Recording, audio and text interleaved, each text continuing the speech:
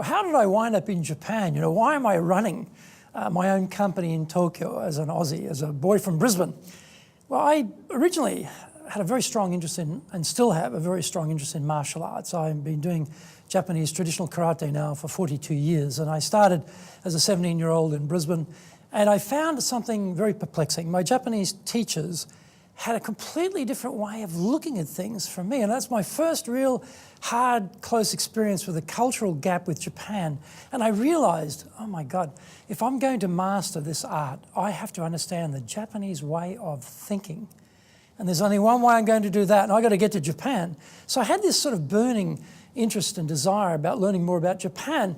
And then I got a scholarship to study. I was very fortunate. Gough Whitlam, thanks Gough, when they brought in the no fees policy for students back in the 70s, that allowed me the opportunity to go to university. I'd been working in offices, and I went labouring for a number of years to put the money together to go to university, and then with the no fees policy it enabled me to do that. And I chose Griffith because they had this faculty called Modern Asian Studies. Now, in those days, if you did Asian Studies, you probably did antiquities or you did literature.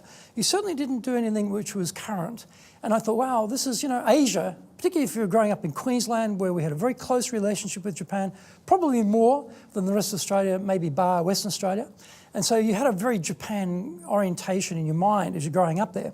And I thought, well, Asia's the future. And Japan at that stage was definitely the leading country in Asia, and I think in many regards still is amongst the leaders. And so I thought, well, this is where I'll start. Now, if they'd had international business, I would have probably chosen international business, and the faculty has now become part of the international business faculty. But in those days, it was Modern Asian Studies. And so what a revelation that was. You know, as a young person, I was 21 by the time I got to university, and my professors, they were often in their first job of teaching, and they'd come back from Asia, many of them, passionate people, fired up.